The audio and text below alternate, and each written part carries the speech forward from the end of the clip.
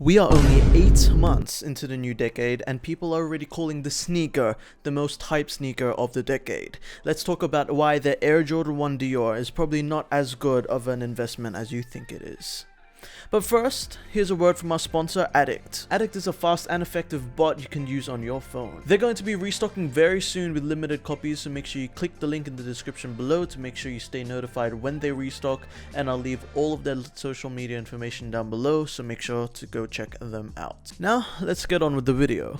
Now, the reason why I think the Air Jordan 1 DIOR isn't that good of an investment is because there's an insanely high buy-in price. Like, we all know how much these are going for. These are going for like 15 bands in Australia, and it's kind of strange because some sizes are going for like 20 grand, some sizes are going for like some sizes are selling for like 12 grand, and like the lows and the highs, like, you know, there's a lot to choose from. There's a lot. If you buy these at resale price and then think that you know it's a quick and easy flip, there's a lot of factors that go into this. Of course, it's a high caliber shoe, but obviously the people that want to buy these shoes usually tend to go for like the bigger resellers. So if you're not one of those high profile resellers, you might see that it actually takes you a lot of time just to find a buyer, and that can get really frustrating, and you might not get a pretty decent price for the sneaker. And since they're going for an average sell price of around 15 grand, and then the low version of the Air Jordan 1 DIOR, they're going for around $10,000 consistently. They're sometimes selling for a bit lower, around 8,000 bucks, which is kind of surprising,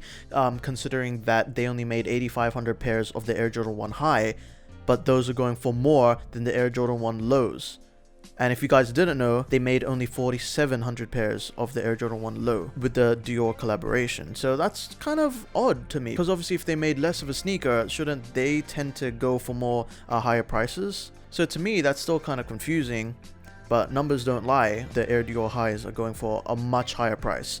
They're definitely very hyped, and I do see them selling for an average sell price of 20,000 Australian dollars this time next year. If you are a high profile reseller, you know, you got tens of thousands of Instagram followers, you know, you're a well-established brand, and you've got the capital, obviously don't hesitate to invest in these if you do have the capital, because they are a pretty safe investment, and I do see these as a collector's item. But if you're a low profile reseller, you know, you've been selling for, you know, maybe like a year, you know, you've amassed a couple thousand, and you don't really have the capital to just drop on one sneaker, I do suggest investing in other sneakers, but just bulk buying in them if you want to like spend a similar amount of money, because there are other sneakers that are on the come up, and I do see them going like for a higher price. But just to sum it all up, Tokyo Air Jordan 1s, Spider-Man origin stories, those have really high potential, and I really do see those as good investments if you do bulk buy. Because, you know, if you're going to spend $15,000 on these sneakers right now, like if you could spend the same 15,000 bucks but just buy 15 pairs, 15, 16, 17 pairs of the Spider-Man origin stories, you're pretty much set. I don't deny that these are going to be worth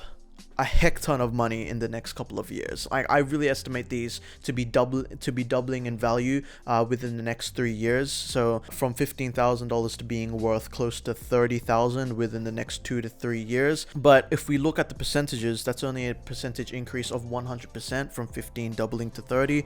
And like, there are sneakers that I've been keeping my eye on since the start of this year. They've already doubled 100%, and it's only been 8 months. And that is the Air Jordan 1 origin story. You know, they're going for around 500 bucks, now they're reselling for around 1,100 Australian dollars, and we're only in August. And those are still yet to go up. Like, you know, they're not stopping anytime soon. You know, they've still got the Spider-Man PS5 game, we still got the Into the Spider-Verse 2 movie to come out, so they are still on the come up. If you cop this sneaker for retail, which was $2,000 US, I don't deny, and I strongly advise you to hold these pairs, because you don't really have anything else to lose. Like, you're basically multiplying your money by 5 by buying that sneaker. But definitely I really suggest just holding these sneakers if you paid retail or close to retail. You know, if you had some sort of plug or hookup, if you're considering buying this at a resale price, you know, do what you want, but like, I recommend putting your money elsewhere.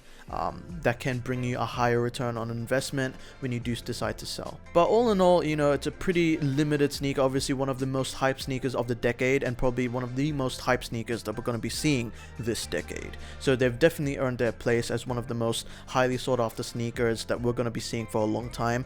But when it comes to investing in these, unless you're at that top level of the sneaker resale game, I wouldn't recommend investing in these.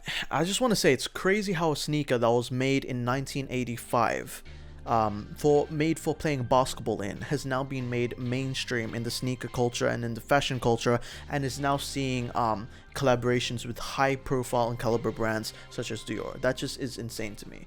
But yeah, that pretty much wraps up this video. Hope you guys enjoyed. Please let me know down in the comment section below your thoughts on this release. Do you think that, you know, my points are valid? Because I'd definitely love to hear your thoughts. But yeah, I'm not bashing this shoe in any way. It's still a dope investment if you do have that capital. That's a distinction. There's a distinction if you want to spend $15,000 and then just break the bank, you know. But if you have $100,000, I would definitely investing in these won't hurt the bank. But yeah, thank you guys so much for watching. Catch you guys in another video. Peace.